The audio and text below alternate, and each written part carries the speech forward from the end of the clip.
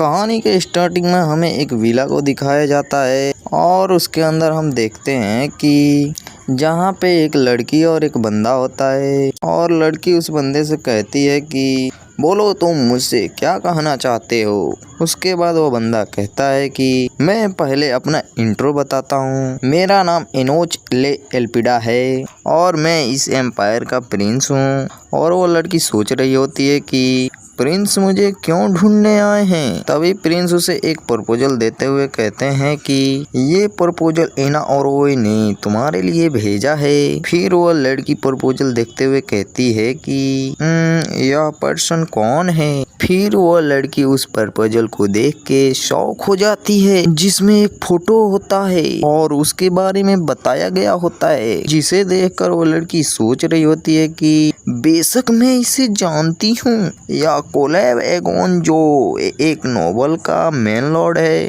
और इसे एल्पिडा का फूल बहुत पसंद है। और उसके बाद वह प्रिंस से कहती है कि तुम ड्यूक का पिक्चर क्यों दिखा रहे हो। और प्रिंस कहता है कि मैंने तुमसे कहा था कि मैंने तुम्हारे लिए एक प्रपोजल बनाया है जिसमें तुमको ड्यूक को सेड्यूस करना होगा।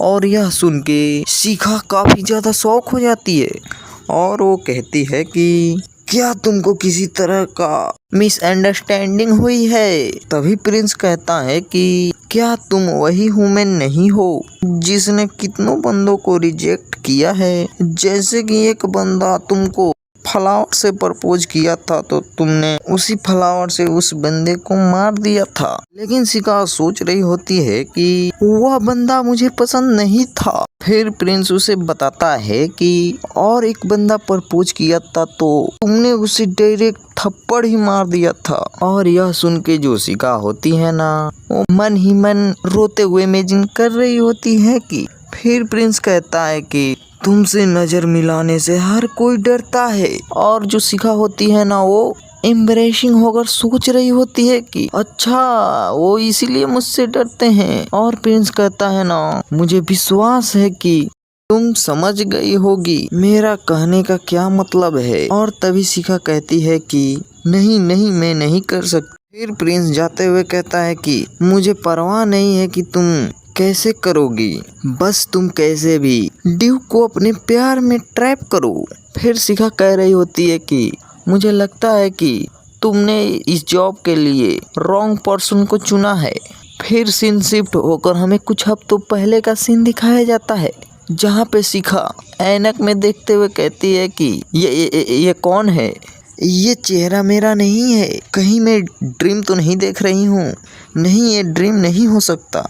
जब मैं रास्ते से घर जा रही थी तो मेरा कार एक्सीडेंट हो गई और मरते समय मेरा फाइनल विचार यह था कि मैं जो नोवेल पढ़ रही थी उसे पूरा ना पढ़ने का रिग्रेटिंग हो रहा था। फिर मैं इस बॉडी पे रिकारनेट हो गई, लेकिन मैं कहाँ पे हूँ मुझे नहीं पता। और शिखा देखती है कि वहाँ पे डिजाइनर कपड़े और मेकअप का सामान होता है और वहाँ पास ही के टेबल पर एक बुक रखा होता है। और तभी शिखा उस बुक को उठाते हुए कहती है कि यह क्या है और उसे पढ़ने लगती है। और पढ़ते पढ़ते कहती है कि यह स्क्रिप्ट इतना फेमिलियर क्यों लग रहा है। फिर वो अचानक शॉक हो जाती है, कहती है कि ये तो वही नोवेल है जिसे मैं पहले पढ़ रही थी, द फ्लावर ऑफ एल्पिडा। इस नोवेल में दो मेन लीड्स एक नाटक को एक साथ प्ले करते हैं और उस नाटक का टाइटल था सिंग ऑफ लव। और शिखा कहती है ना, मुझे यह नोवेल इतना पसंद है कि मुझे अभी भी यह नोवेल अच्छी तरह से याद है। और रोते हुए कह रही होती है, नोवेल मजेदार होते हैं क्योंकि वो काल्पनिक होते हैं, लेकिन मैं इस नोवेल में समा गई हूँ जिसे मैं मरने से पहले पढ़ रही थी। इस नोवेल में तो रोमांस फैंसिटी और यह एक ऐसी दुनिया है जिसमें ऑरा एंड डिवाइन पावर भी है और यहाँ तो मॉन्स्टर भी है जो कि मैजिकल बीस्ट कहलाते हैं। मैं यहाँ पे कैसे सरवाइव कर पाऊंगी। और तभी इसके रूम के दरवाजे को कोई नॉक कर रहा होता है और कहता है कि शिखा क्या तुम अंदर हो।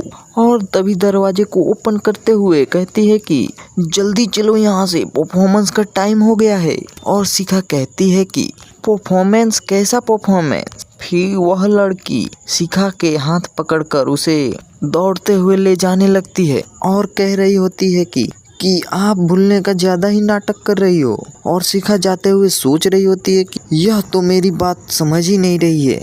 और वह दोनों तभी स्टेज के पास आ जाते हैं। फिर वह लड़की स्टेज पे उसे जल्दी से भेज देती है और शिखा स्टेज पे आ जाती है। स्टेज पे आने के बाद उसके ऊपर लाइट को फोकस किया जाता है और शिखा को देखकर ऑडियंस चीयर कर रहे होते हैं।